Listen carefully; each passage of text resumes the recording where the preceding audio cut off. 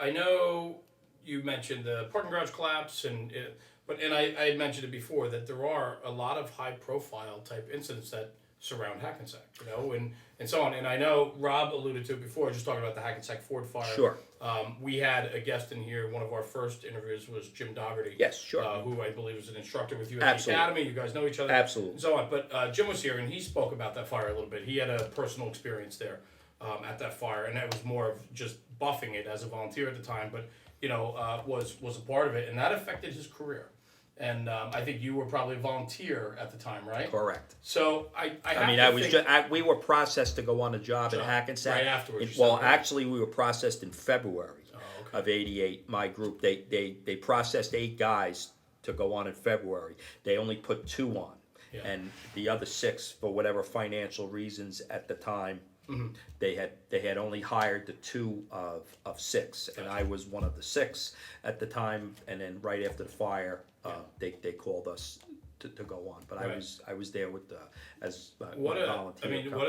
And also knowing a lot of members of the department. Personally. You're just trying to, I think that fire is so well known in the fire industry. And if you're not, people listening or watching, if you're not familiar with it, please look it up. It was Hackensack Ford, July 1st, 1988. 1988. And it was a changing fire for the fire service in general. Without a doubt. Wherever it may have happened, and that's the place it happened. So if you have anything you want to ask me about it or comment on it, I can. It's just, for me, I'm so thankful that I've never had to be a part of anything like that, on a large scale. So I know that can really change a department, can change the direction and how departments go. And what made me smile a little bit was, and I made a comment to it earlier, you said you were one of the fires that you went to, you just left the building construction class. Yes. Which was right after. And that was propagated by So I have to think fire. that training became absolute to the forefront training for and knowledge. But you got to think, thinking back to those days in 1988, the fire service was undergoing a lot of changes. Yeah, absolutely. And it was a changing time in the fire service. Yeah, the workload was still there, but you had OSHA coming on the scene.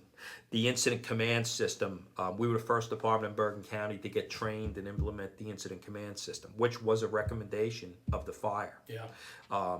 Because the command structure fell apart there.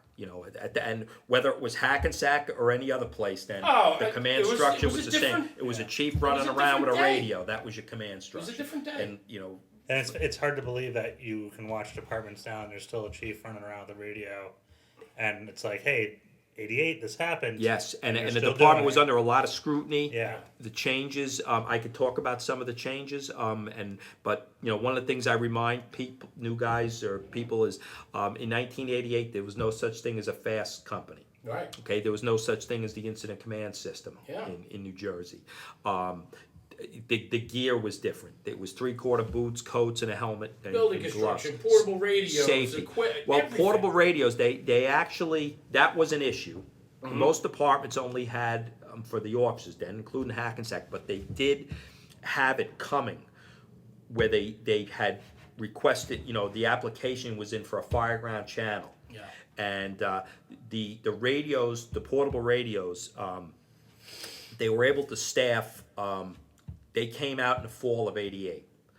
They issued portable radios. There was 3 issued to the ladder company, 2 to the rescue, and 2 for each engine, the chauffeur and the officer. And the reason was that the chauffeur had to have it. So if the officer would call for water, and that was why the chauffeurs had to have it. And you operated on a, and we still do to this day. The fireground channel is operated on any first alarm assignment. Right.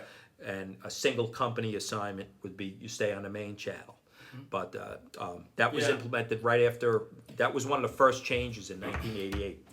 More radios. Was there, like, would you say that the Ford dealership fire was the one, or was there like a fire in your career that, I don't want to say it changed you in a good way or a bad way, it was just like one of those points in your career where you're like, hey, this was serious, and like, it's just that because like I think everybody's got that memorable fire. Yes, that opened up eyes to everybody in the whole area. Yeah. To the fact that you can get killed doing this job. Yeah. Mm-hmm. And it's a dangerous job, and that reminded and that brought everything to the forefront at that time. That this is a very dangerous job, and this can happen. Oh, And you could say what coulda, shoulda, and what they could have done. And the bottom line there was they didn't have enough training, or there wasn't enough knowledge as to the dangers of that type of roof. And they had other truss collapses in Hackensack in the 70s, and they're actually up. What, Ridgefield Park? Well, it was Cliffside Park, and it was Ridgefield guys. Okay. And you think about Vincent Dunn talks about the truss trilogy, and in his writings, and it's Cliffside Park, 67.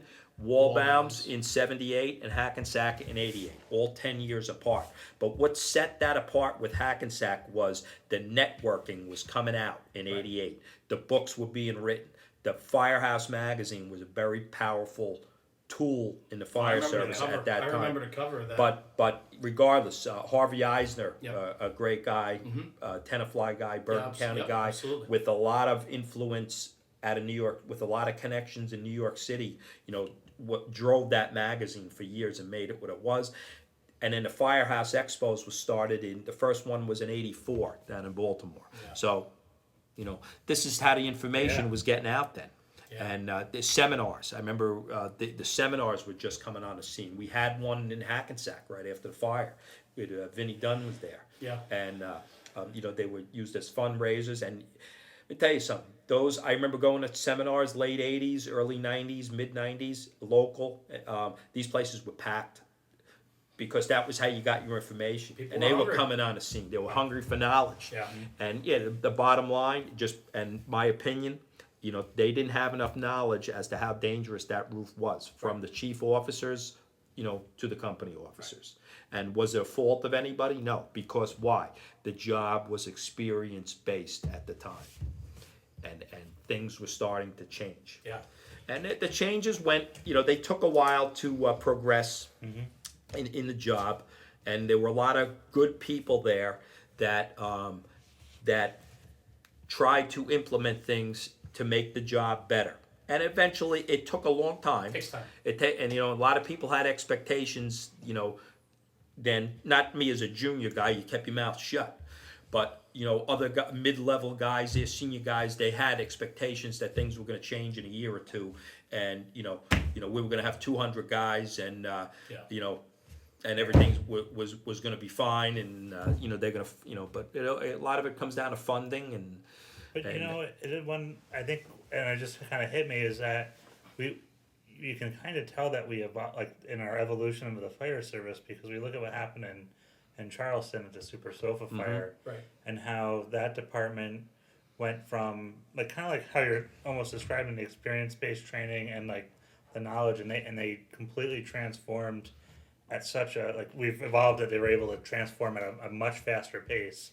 I mean, bringing in a fire chief from out of the area who was safety orientated. That's very hard to do in New Jersey, based on that's very hard to do, because the way the pensions are structured in New Jersey. I don't want to say like it's a thing.